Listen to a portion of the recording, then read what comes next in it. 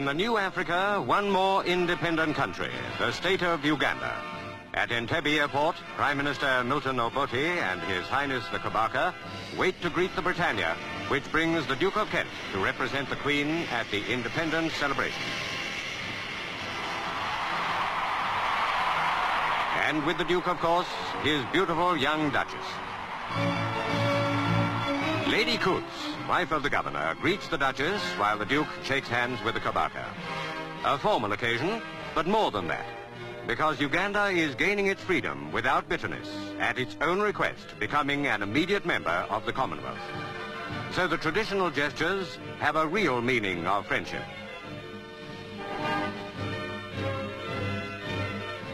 Government House at Entebbe, which for one more day is still the capital, is where the Duke and Duchess stay during their visit as guests of Governor Sir Walter Coots and his wife. After tomorrow, Kampala is the capital. This afternoon, the crowds are gathering at Entebbe Harbour for one of the big events of the day, a canoe regatta.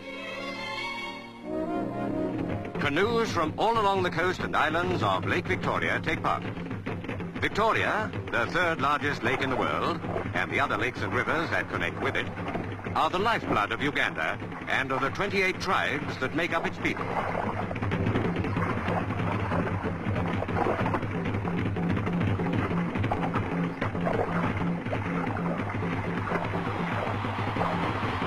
Biggest of the tribal areas is the Kingdom of Buganda, of which the Kabaka is the hereditary ruler.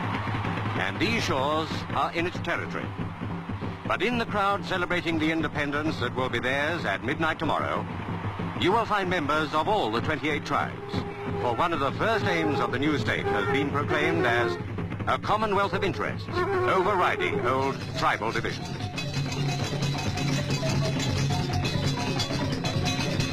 At Twikobi, the Kabaka's palace, His Highness is to give a cocktail party.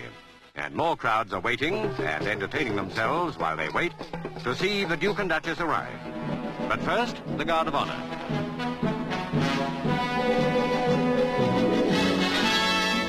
That salute, by the way, is a traditional sign of loyalty to the Kabaka by his followers. The Kabaka himself arrives, a ruler whose dynasty and kingdom were thriving long before the first European explorers came. The present Kabaka is His Highness Sir Edward William Frederick David Walungembi Mutebi Luangula Mutesa II, who now welcomes the Duke and Duchess.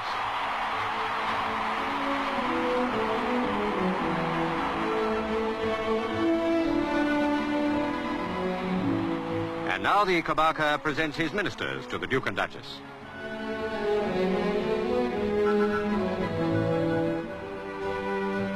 Even at a cocktail party, a certain amount of formality is inevitable. But the crowds in the streets have no such inhibitions.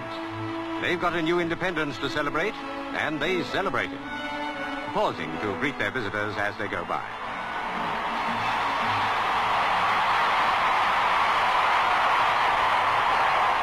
The British, too, can contribute their share of noise and colour to a celebration when they want to. And the Scots Guards do just that for the big independence tattoo in Kololo Stadium.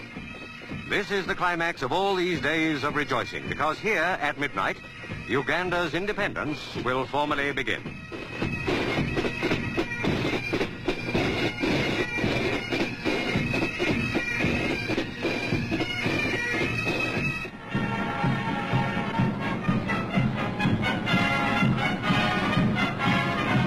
At midnight, Sergeant Major Sidney Small of Birmingham lowers the Union Jack that has flown in Uganda for nearly 70 years.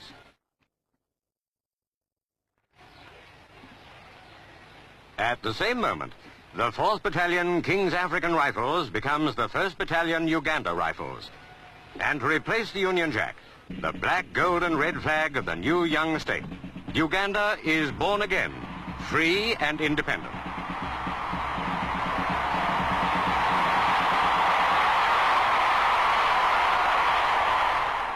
Next day is a public holiday, and by the time the Duke and Duchess return to the Kololo Stadium for the daylight celebrations, the Governor-General and the Prime Minister have been sworn in their new roles. the Duke of Kent speaks to the people of Uganda, bringing a message of goodwill and congratulations from his cousin, the Queen. Not in any sense a goodbye, for Uganda has asked to be and has been accepted as a full member of the Commonwealth, of which the Queen is head.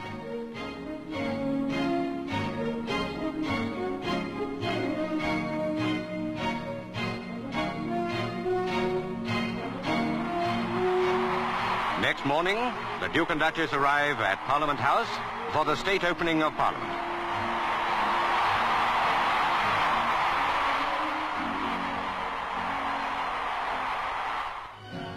Uganda's first Legislative Council met 41 years ago and has grown larger and more representative ever since. From now on, its power is supreme.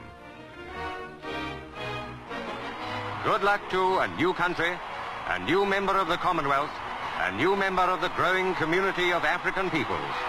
Britain has come a long way with you and wishes you well.